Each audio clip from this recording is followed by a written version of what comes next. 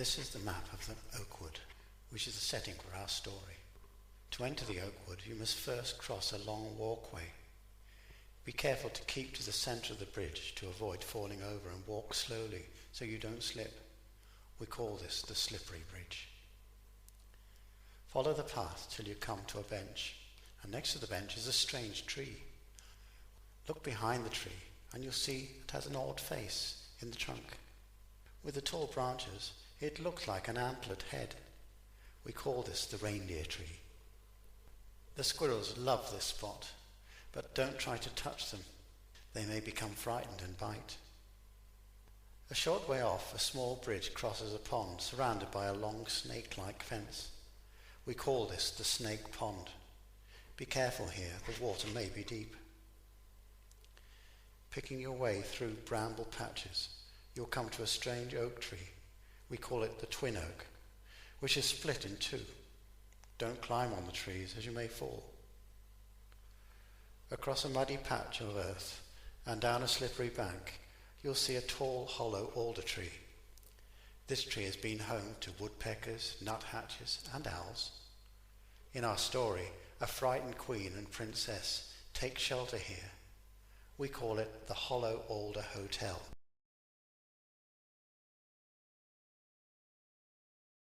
The Oakwood Princess. Autumn had come to the oakwood. Leaves had turned from shades of green to shades of red, yellow and brown. They fell from the tall trees and floated gently to the ground, forming a crinkly, colourful carpet to cover the wet and muddy earth. The woodland trail was empty now that the dark days gave the woodland place a mysterious look. The only creatures that still appeared at home in the wood were the fluffy grey squirrels who scampered from tree to tree trying to remember where they had hidden their store of winter food.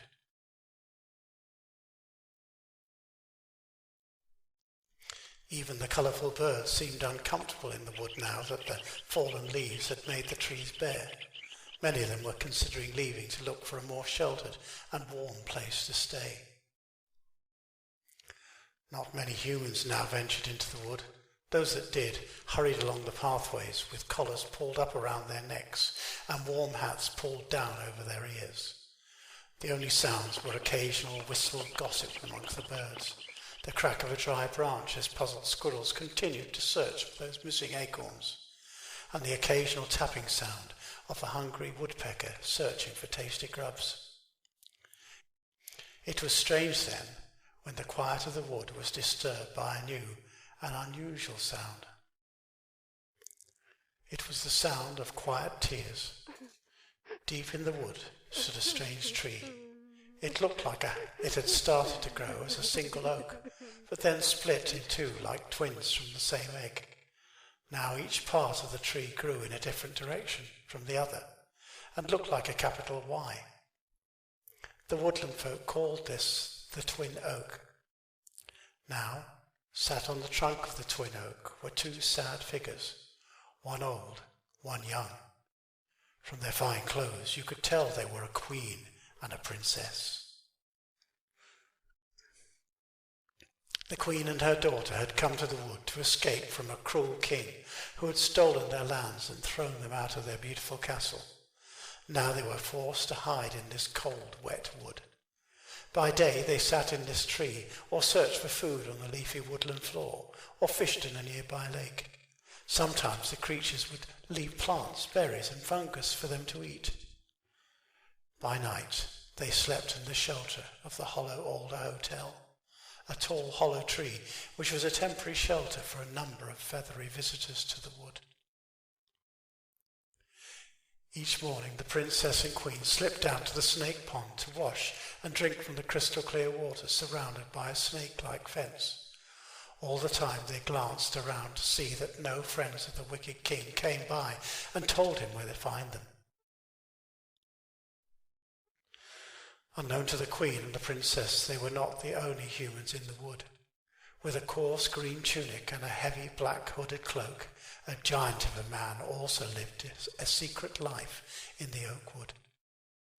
Though a fearsome sight to many, This giant was a shy and gentle person.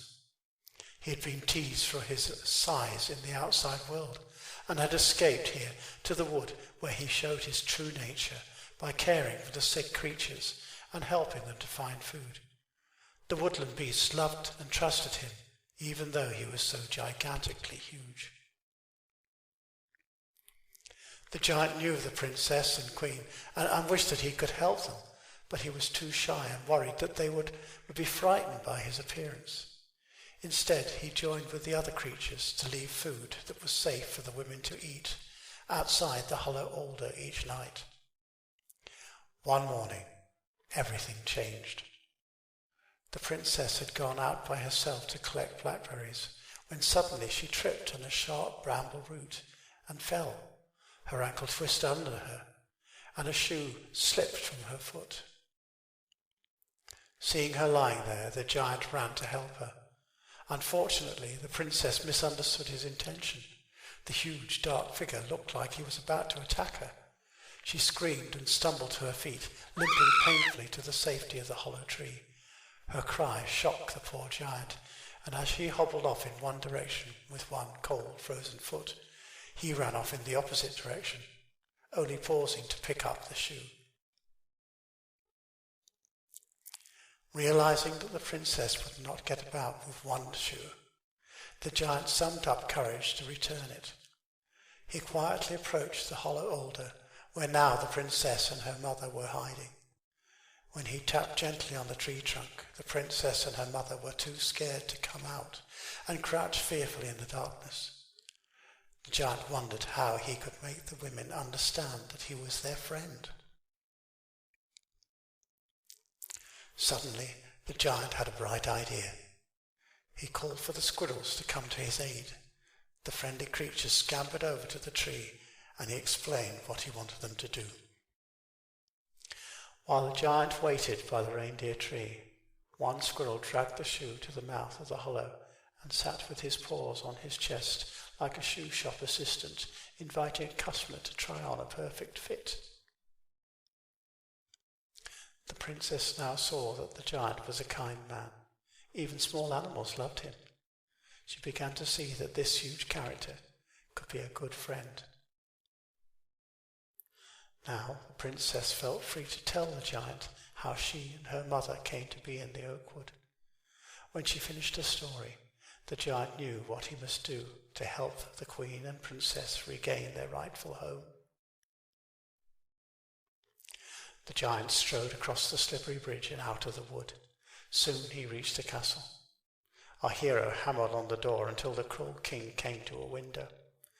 The king refused to give the castle back, so the giant shook it so hard that the shocked king fell out of the window. The giant told the now frightened king that he must go away and never return. With the king gone, the princess and the queen returned to the castle. The people were so pleased to have them back that they held a great celebration. The princess had learned that giants are not to be feared, but can be trusted as good friends and trusted protectors.